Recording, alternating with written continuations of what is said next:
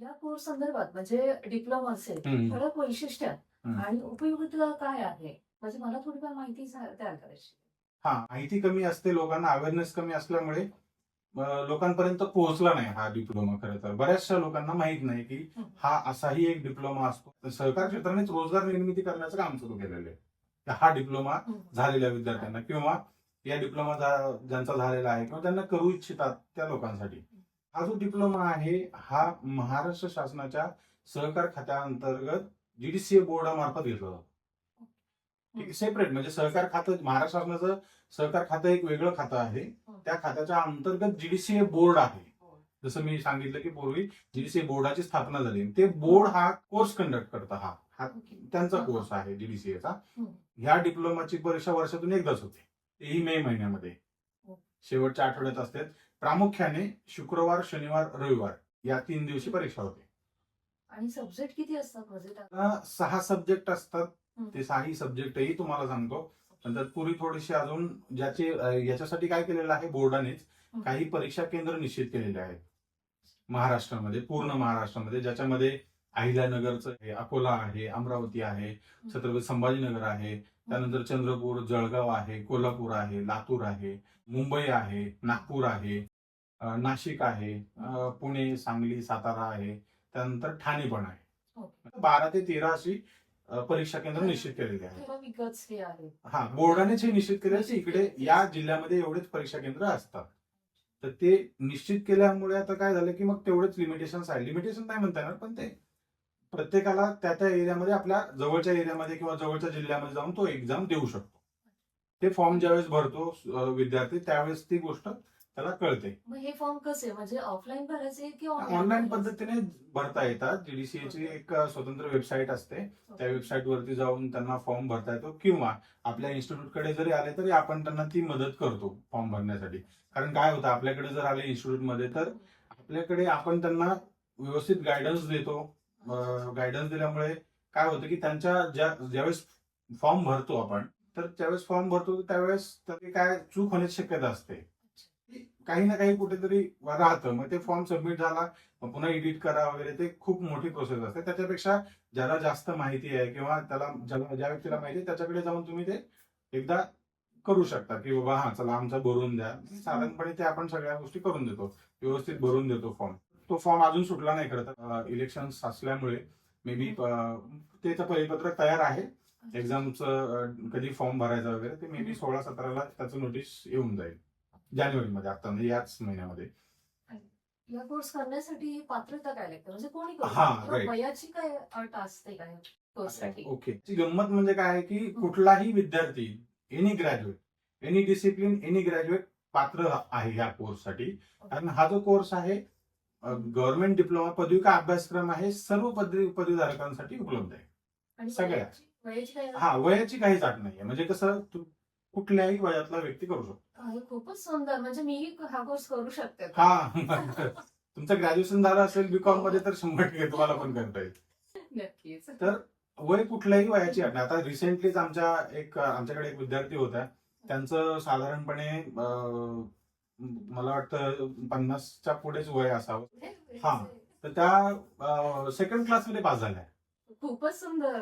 आता एक्झाम झाली होती 2025 मधली हो. आणि आता डिसेंबरमध्ये 19 तारखेला का 18 तारखेला हम्म. रिझल्ट लागला. त्या रिझल्टमध्ये सेकंड क्लासमध्ये पास झाल्या. खूप छान.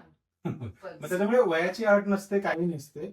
एवढंच आहे की तुम्हाला एक ऍड डिप्लोमा मिळतो, ज्याचा जर समजा तुम्हाला जॉब करायचा आहे किंवा तुम्हाला ऑडिट्स वगैरे करायचे त्याप्रमाणे तुम्हाला ते काही नियमावली असते ती फॉलो करून तुम्हाला ते करता येतं. तुम्ही मला विचारलं विषय काय काय आहे. पूर्णचा पूर्ण कोर्स जो आहे तो सहकार क्षेत्राशी निगडीत असल्यामुळे या डिप्लोमासाठी 6 विषय निश्चित केलेले आहेत. ज्याचे एकूण गुण आहेत 600 मार्क म्हणजे प्रत्येक विषयाला 100 मार्क. 100. तर मे महिन्याच्या म्हणजे जसं मी सांगितलं की ह्याची परीक्षा जी आहे प्रत्येक वर्षी मे महिन्याच्या शेवटच्या आठवड्यात साधारणपणे शुक्रवार, शनिवार, रविवार या 3 दिवसात घेतली जाते. विषय जे आहेत ते पहिला सब्जेक्ट सहकारी गृहनिर्माण संस्थेचे व्यवस्थापन, त्याला आपण इंग्रजीमध्ये सीएचएम थोडक्यात CHM. हा सब्जेक्ट आहे. त्यानंतर दुसरा सब्जेक्ट आहे अकाउंट्स, ज्याला मराठीमध्ये जमा खर्च म्हणतो. त्यानंतर तिसरा सब्जेक्ट आहे ऑडिट, ज्याला मराठीमध्ये लेखापरीक्षण म्हटलं जातं. चौथा सब्जेक्ट आहे हिस्ट्री, प्रिन्सिपल अँड मॅनेजमेंट म्हणजेच थोडक्यात सहकाराचा इतिहास, तत्वे आणि व्यवस्थापन हा सब्जेक्ट आहे. त्यानंतर 5वा सब्जेक्ट आहे सहकारी कायदा व इतर कायदे म्हणजेच कोऑपरेटिव्ह लॉज आणि अदर लॉज. त्यानंतर 6वा शेवटचा सब्जेक्ट आहे सहकारी बँका व इतर वित्तीय संस्था म्हणजे कोऑपरेटिव्ह बँकिंग आणि क्रेडिट सोसायटीज.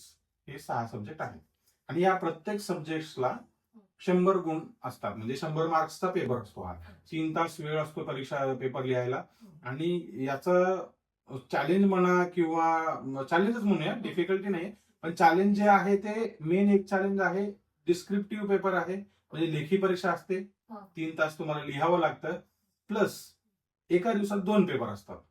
सकाळी एक असतो आणि दुपारच्या सत्रात एक असतो.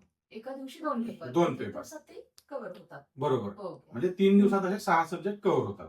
याच्यामध्ये सगळ्यात म्हणजे जरी समजा तुम्हाला पास व्हायचं असेल, चांगला अभ्यास केला थोडा आणि काही आम्ही सांगितलेल्या टिप्स तुम्ही फॉलो केल्या किंवा त्याप्रमाणे गेलात, तर तुम्हाला त्याच्या म्हणजे आता ह्याचं एक मेन कारण असं आहे की जर पास होण्यासाठी साधारणपणे गरज अशी असते की मुद्देसूद उत्तरं तुम्ही लिहिली तर त्याला चांगले गुण मिळतात. मुद्देसूद उत्तरांना अधिक गुण, थोडक्यात चांगले गुण मिळतात त्याच्यामध्ये.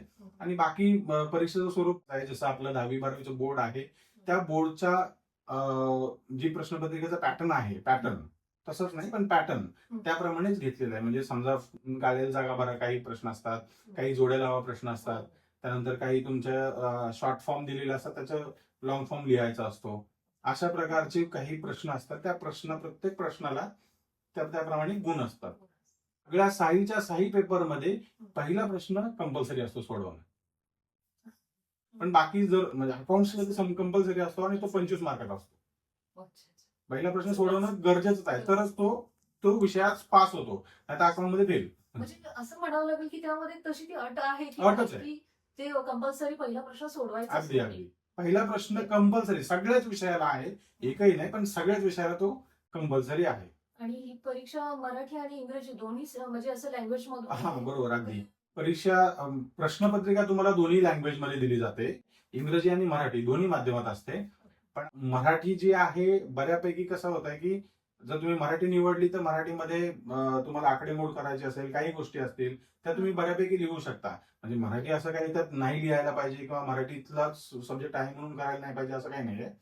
तुम्हाला आपण सजेस्ट करतो आणि शेवटी काय प्रत्येकाचा आपापला निर्णय असतो किंवा मला मराठीत जास्त समजतं तर मी मराठीतच लिहिणार. राईट. तर ते प्रत्येकाचा स्वतःचा निर्णय असतो. आता कसं आहे, ज्या महाराष्ट्रातल्या सहकारी संस्था आहेत किंवा पतसंस्था आहेत, सर्वसाधारणपणे सगळ्या पतसंस्थेमध्ये मराठीमध्येच कामकाज चालतं. ठीक आहे. म्हणजे आता थोडक्यात जमा खर्च म्हणजे आता हे कसं जमा खर्च अकाउंटिंग ऑडिट म्हणलं की आपल्याला समजतं. लेखा परीक्षांना जमा खर्च म्हणलं की नाही समजणार. एखाद्याला प्रश्नात असतं मराठीमध्ये हुंडी काढा, तर ते म्हणजे जवळच लवकर समजत नाही. ज्याचं इंग्रजीमध्ये शिक्षण झालंय किंवा इंग्रजी माध्यमातून झालंय त्याला लवकर समजणार नाही. मग त्याच्यामुळे ते आपण सजेस्ट करताना असं सजेस्ट करतो की तुम्ही इंग्रजी माध्यमातूनच पेपर द्या, कारण इंग्रजी ही बिझनेस लँग्वेज असल्यामुळे बऱ्यापैकी तुम्हाला सोपं जातं ते सॉल्व्ह करण्यासाठी किंवा हिस्ट्री वगैरे. आता जे तुम्हाला सोयीस्कर लँग्वेज असेल त्या लँग्वेजमध्ये तुम्ही पेपर लिहू शकता.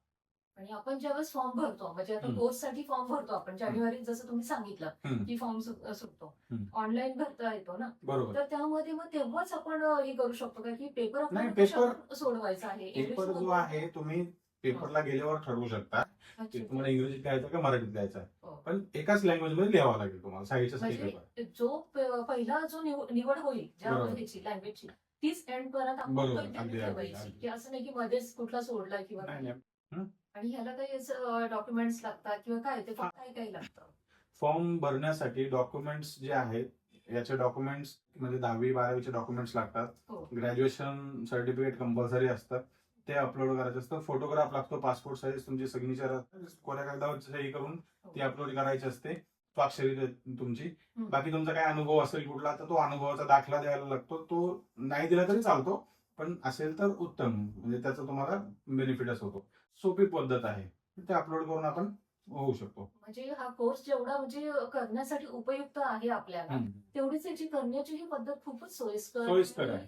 जी गव्हर्नमेंटने आपल्याला संधी दिली आहे आज बरोबर. आपल्याला, बरोबर त्याचा फायदा नक्कीच सगळ्यांनी केलाच पाहिजे. बरोबर आणि हे परीक्षेचं जे तुम्ही म्हटलं आता बरोबर की मराठीमधून जे मराठी मिडियमचं आहे त्यांनाही खूपच उपयुक्त आहे. अगदी अगदी इंग्लिश मिडियमला तर आहेच, पण बरोबर जे आत्ताचे जे महाराष्ट्रातले आहे जे आपली पॉप्युलेशन म्हणा की मोस्टली आपण मराठी भाषिक आहे. मराठी बरोबर. भाषिकच बरोबर. जास्त हे करू शकतो. बरोबर आज सरांनी खरंच खूपच सुंदर मला म्हणजे माहिती दिली आणि आपल्या सगळ्यांनाच त्याबद्दल खरंच खूपच धन्यवाद तुमचा. धन्यवाद.